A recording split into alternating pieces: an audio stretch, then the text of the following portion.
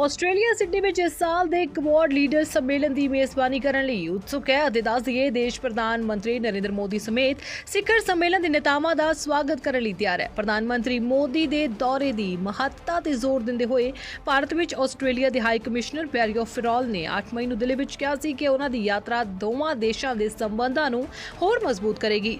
ਭਾਰਤ ਦੀ G20 presidency ਦੀ ਸ਼ਲਾਘਾ ਕਰਦੇ ਹੋਏ ਫਿਰੋਲ ਨੇ ਦੇਸ਼ ਪ੍ਰਤੀ ਆਸਟ੍ਰੇਲੀਆ ਦੇ ਅਥਾਹ ਸਮਰਥਨ ਦੇ ਕਾਰਨ ਵਜੋਂ ਭਾਰਤ ਦੀ ਬਰਾਬਰ ਅਤੇ ਟਿਕਾਊ ਵਿਕਾਸ ਪ੍ਰਦਾਨ ਕਰਨ ਦੀ ਲੋੜ ਤੇ ਸਿਹਰਾ ਦਿੱਤਾ।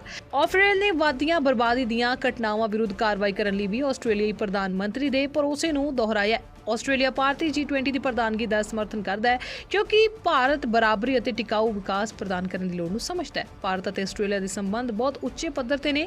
ਦੇਸ਼ਾਂ ਵਿਚਕਾਰ ਪ੍ਰਵਾਸ ਸਭ ਤੋਂ ਤੇਜ਼ੀ ਨਾਲ ਵਧਣ ਵਾਲੇ ਦੇਸ਼ਾਂ ਵਿੱਚੋਂ ਇੱਕ ਹੈ ਤੇ ਪ੍ਰਧਾਨ ਮੰਤਰੀ ਦਾ ਦੌਰਾ ਆਸਟ੍ਰੇਲੀਆ ਤੇ ਭਾਰਤ ਵਿਚਕਾਰ ਸੰਬੰਧਾਂ ਨੂੰ ਮਜ਼ਬੂਤ ਕਰ ਸਕਦਾ ਹੈ ਤੇ ਲੋਕਾਂ ਤੋਂ ਲੋਕਾਂ ਦੇ ਸੰਬੰਧਾਂ ਨੂੰ ਵਧਾਏਗਾ। ਫਿਰੋਲ ਨੇ ਕਿਹਾ 2023 ਕੁਆਡ ਲੀਡਰ ਸਮਿਟ ਦੀ ਮੇਜ਼ਬਾਨੀ ਭਾਰਤ, ਜਾਪਾਨ ਅਤੇ ਅਮਰੀਕਾ 24 ਮਈ ਨੂੰ ਸਿਡਨੀ ਵਿੱਚ ਆਸਟ੍ਰੇਲੀਆ ਦੁਆਰਾ ਕੀਤੀ ਜਾਵੇਗੀ। Prime Minister Modi's visit to Australia will further strengthen the already established relationship between Australia and India? Well, the India-Australian relationship's at an enormous high. Indian migration to Australia is the fastest growing migration from any other country in the world, and that's having a huge impact on our relationship. It's strengthening our trade and economic relationship. It is furthering our people-to-people links through education and through culture.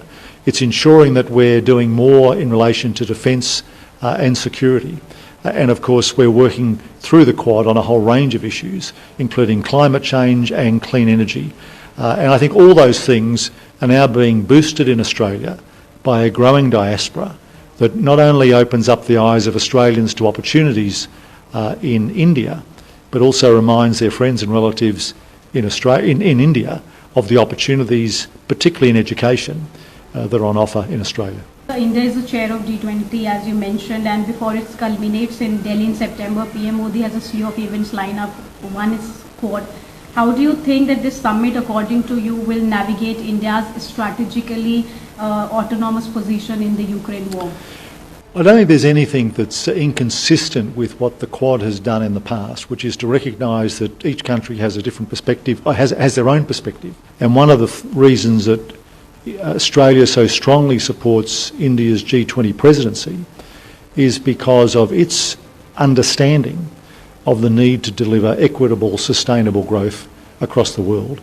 And India's focus on sustainable development goals as part of its G20 presidency is something that Australia welcomes, something that Australia is working hard within the G20 year this year to help India achieve. Vandalism of Hindu temples in Australia has always been a key concern for India.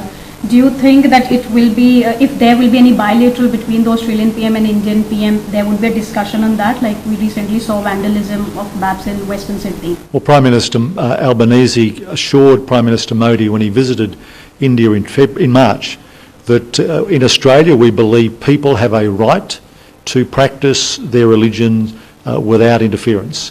And Prime Minister Albanese committed to ensure that our security forces, including our state police forces, took every possible action when vandalism occurred to track down those responsible and to prosecute them.